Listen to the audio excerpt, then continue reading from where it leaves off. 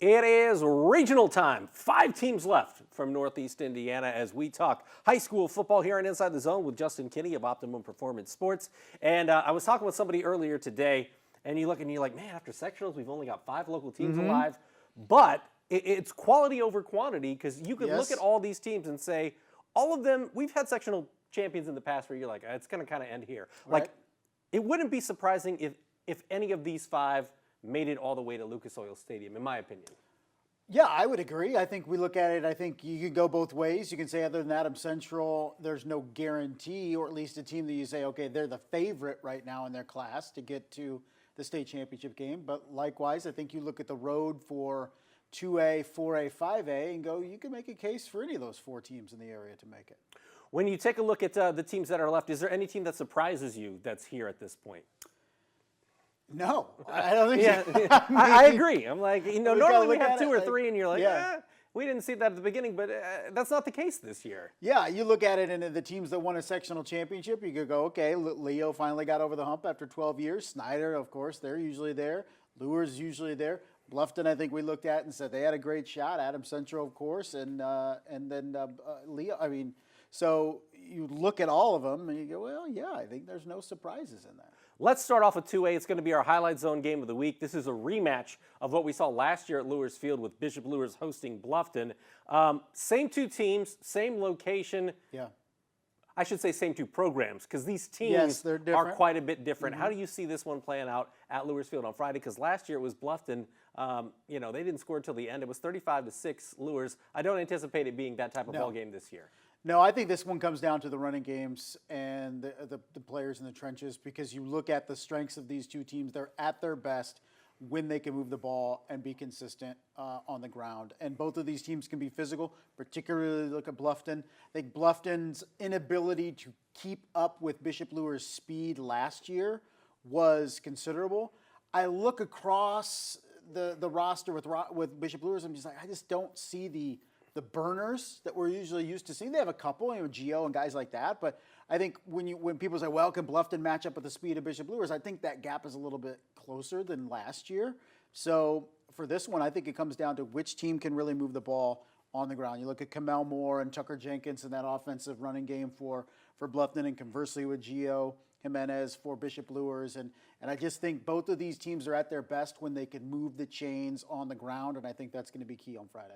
When they added Kamel Moore, he was injured at the beginning of the year, but it's added. They were already good, right? And then they added another element. If you're Bishop Luers, how do you go about attacking this team on the defensive side of the football and trying to slow Bluffton down? I know, that's going to be a key focal point for Kyle Lindsay and for the Knights this week in practice. Well, we've seen other teams take the tactic of we're just going to grind out yards on the ground against Bishop Luers. It worked for East Noble at the start of the season. We've seen it elsewhere. Bishop DeWanger was able to do it in that game. Homestead was able to do it in the game in week 9. So that's kind of like the MO. If you're playing Bishop Luers and you're like, we're just going to take 3-4 yards of play and continue to move. I mean, Bishop Luers does a good job at not allowing a lot of chunk plays on the ground.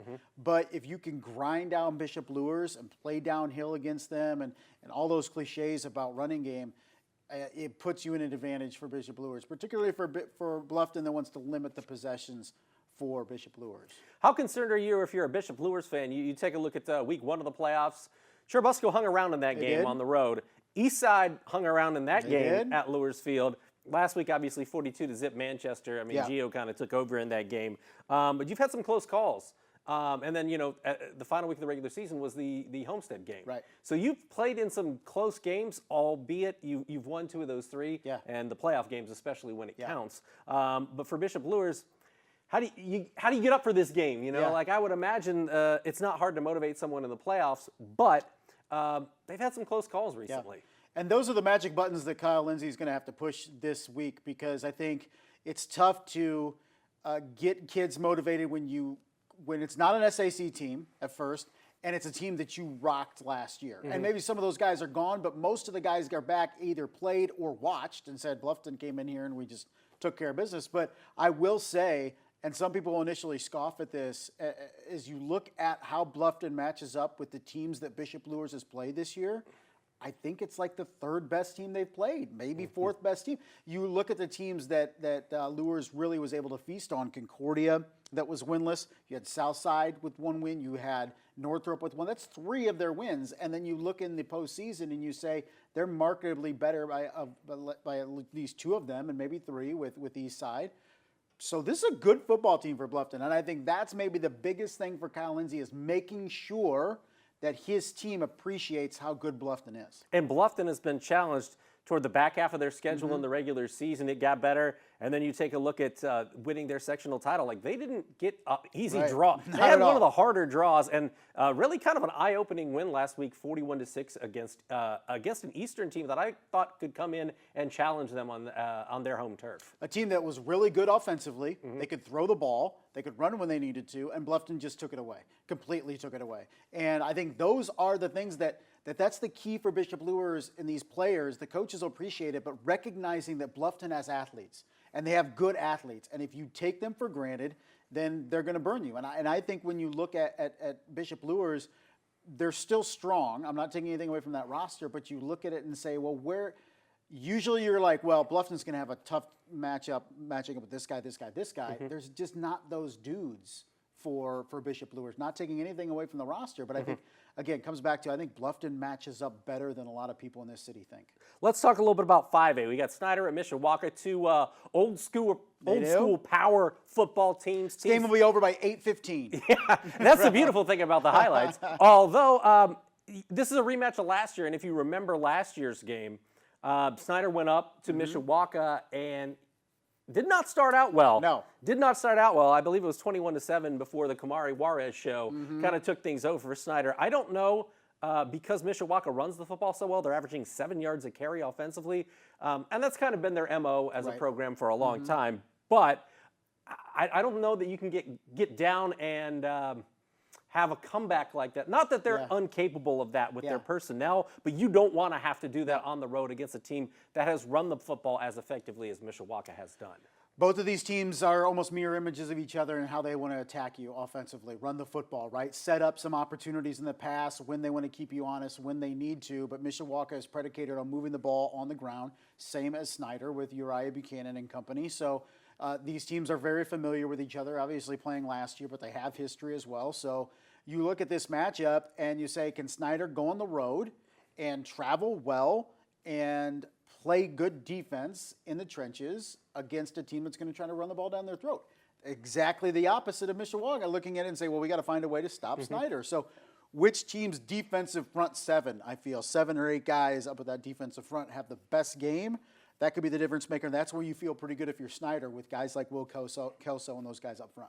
Yeah, I think Snyder probably wins this one, but I'm going to play devil's advocate here because my biggest concern with Snyder would be the fact that they haven't played in a big game in a while. Last week, they blew out. I was at that game. They blew out. They scored 2 touchdowns in the first 50 seconds. 35-0 after the first quarter. After the first play of the second quarter was 42-0 on a Brandon Logan interception return for a touchdown. The week before that, kind of the same scenario against Anderson. They had a bye before that. And they really haven't played a game in which they were tested. As Wayne in week 9, they won 37-0. The week before that was Dwenger, who they beat by 20. Then it was Northrop the week before that.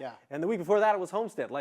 That's like the last one where they were really tested, and they lost in overtime. And Carroll the week before that. So, and that's the problem when you're humming along and you're feeling pretty good, and then you say, okay, well, quality of opponent is a big thing, but also the fact that Snyder has looked like a juggernaut the fair amount of the last 6 or 7 weeks. So which one is it now that you go up against a team that's going to be your toughest challenge since that Homestead game, and how you perform? But I think it's a Snyder team that even last week, like we kind of looked at it, I was like, Northside always plays them tough and all that.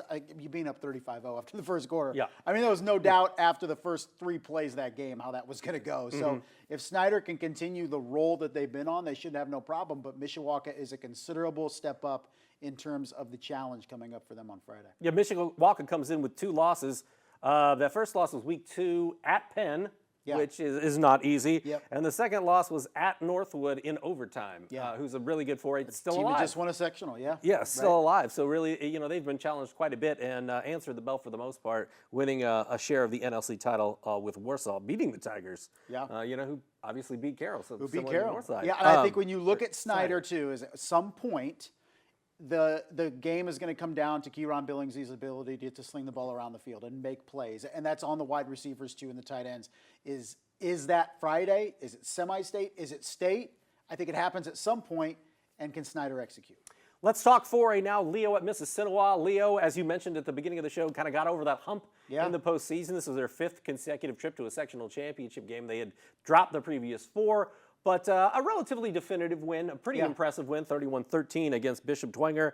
Now they go on the road to face a Mississinewa team, and I was out at Leo practice last week, and I was like, you guys would match up with Kokomo, and they're like, and they're like, Not so fast. Mm-hmm. one of the assistant coaches, he's like, Mississinewa is really a good team. They got some athletes. They're better than people think. Yeah. And Mississinewa goes out and beats Kokomo. So that's the matchup we have as Leo goes on the road. What's your biggest concern with the Lions going on the road to face an Indians team that has a pretty impressive resume at this point? They do. It was an impressive win last week. I mean, it's a really good passing attack that Mississinewa has. It's a team that you could say, well, is it used to be in this situation? Well, neither is Leo. It hasn't won a sectional in 12 years. So I think you're coming in. I think the mindset of Leo is key here, okay? You can't be content with winning your first sectional championship in a dozen years. Are you ready to enter this week ready to take that next step and win a regional? Now you have to go on the road against an undefeated opponent, and you could say, yeah, you're more battle-hardened or play the tougher schedule, whatever. The fact that Mississinewa beat Kokomo last week, who everybody thought was going to be that regional opponent for whoever, is indicative of just how good Mississinewa is. So for Leo, and it was a great weekend and all that stuff, I think the message today, if not already kind of put out there by Coach Dorfler, is we're focused on our regional. That was great. We got the monkey off our back, but we have to play a really good football team on Friday, and we cannot be content by just being sectional champion. To build on what you said, you look at Kokomo, and Kokomo beat them in Coach Dorfler's first game at Leo last year, and then they went down to Kokomo. Probably should have won that game. Yeah. I think every Leo fan will tell you, they led in the fourth quarter, but ended up losing. I believe it was 16-14 to Kokomo, who came back. Mississinewa was up 21-0 in the second quarter against Kokomo, and then won 34-21. So obviously, if by the transitive properties of football, Which always works. Yes. Flawless. Especially when it's high school. Yeah. Leo has had trouble with Kokomo. Kokomo got beat up by this Mississinewa team. It's going to be tougher than people think because you can't just look at what their conference is or who all is in that. This is really a tough matchup because Mississinewa, like Leo, has athletes across the field. Elijah Monday at running back, Andrew Monday at receiver, and their quarterback, Quanderer, seems to be able, from the highlights that we've seen, from the little that we've seen from Mississinewa this year, seems to be able to make plays when he's asked. Yeah, and you can't be complacent with the fact that just because you beat up on Dwenger, that's a bigger challenge than Mississinewa. It's easier to fall into that trap, and you look at Dwenger's history, and you look at Mississinewa's history, and so, okay, we slayed the dragon, and now we have a clear road after playing an inferior program. But I can say Dwenger just wasn't that team this year that's traditional Dwenger in terms of their size and physicality, and Leo pushed them around on Friday night. That doesn't mean you're going to go on the road to Mississinewa and do the same thing. So I think it's all about perspective. It's all about approach. It's all about preparation for Leo. And say just because you knocked off Bishop Dwenger does not mean this game is going to be easy on Friday. And I think if you pick your top 5 players from the area this year, I don't know that you Caden Hurst and Brock Schott. Yeah. I don't know that you can do an either or. It has to be almost both of those guys. The way they've used Hurst and now he's played on defense, and the way Schott is just a monster. He's a monster on both both ways. sides. If you had a top 5 guys in the area who have had great seasons, 2 of those 5 might be the Leo Lion guys. Right. It's amazing how perspective at the beginning of the season changes. You look at Brock Schott and you go, okay, amazing tight end, and then he has been legit the most dominant player along the defensive front in this entire area. It's not even close along the edge. And then you look at Caden Hurst, okay, he comes over from Northside. He'll be a nice compliment to Brock Schott. We didn't know. That dude has gone off for 17 total touchdowns this season. In all three facets, he's impacted the game offensively, special teams with 4 touchdowns, I believe, and then interceptions, has 3 on the season. I mean, he's been all over the field. He broke that game open on Friday night after the carom that Carter Minnick scores on. If you're a Leo fan, you're like, oh, God. Here we go. I mean, it's your 5th year in being a sectional championship game, and every year something happens, this is it. But Caden Hurst puts the game away with a long touchdown pass, or long touchdown run after a pass from Kyle Decker. So you look now at Leo and those two guys, and it's almost like 1A and 1B with their impacts in all facets because they've been tremendous. Speaking of 1A, let's talk 1A football. We Let's got do it. Adams Central at Carroll Flora.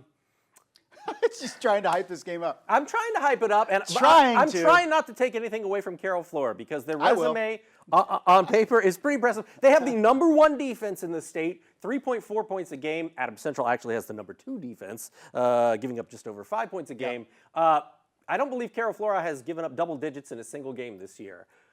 But it's funny to say that because obviously you can tell from our attitude that Adams Central goes in as a favorite on the road against Decided favorite. against the best defense in the state. They beat up on this team last year, and they had one did. loss. And the best thing that possibly could have happened for Adams Central was last week in the first quarter. Because we looked at the score, 14-7. Yeah. Like, nobody scores this many points in a game against Adams Central, let alone the first quarter. So I think for Michael Mosier, he was like, thank you for giving us some semblance of adversity to get these guys galvanized around and say, look what can happen. And I think that's bad news for Carroll. I heard about it from a couple people last week. It's like, you always ignore Adams Central. It's like, they're a given. I mean, we would take them for granted that they're just going to dominate every game. And we look at that team and say, okay, who's going to join them at Lucas Oil Stadium? It's not necessarily fair.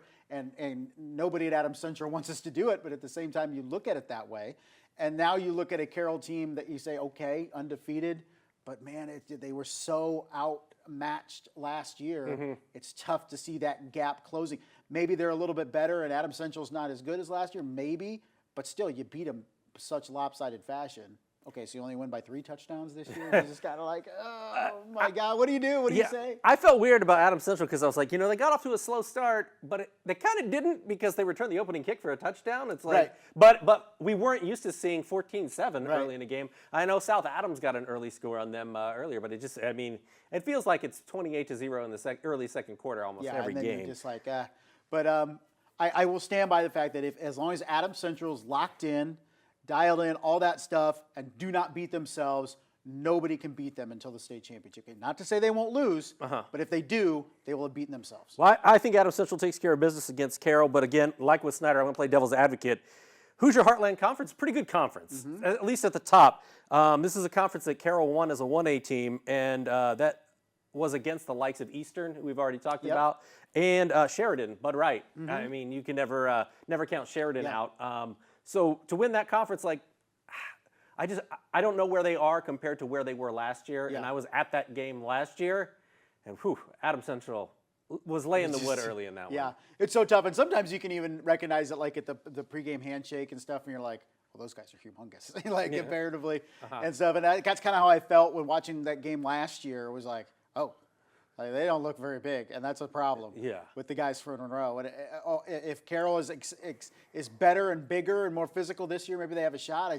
It's a hard time for me to look at this Adams Central team going anybody tripping them up before they take on Lutheran. What are you most looking forward to at this point? I mean, we are down to serious contenders when it comes to state championships, or at least maybe making a run at Lucas Oil Stadium. So what are you most looking forward to this Friday? Well, we're guaranteed at least one semi-state team with the showdown with Lures and Bluffton. I think it's we have like a mix of both bags here. We have Snyder traditionally, Adams Central traditionally, Bishop Lures traditionally, but then we throw in Leo and Bluffton, and I think those are going to be the two teams that I'm most excited to see on Friday. Can Leo continue this run? Can Bluffton, after losing last year in lopsided fashion to Bishop Lures, really have a solid game and have a chance to knock off Lures?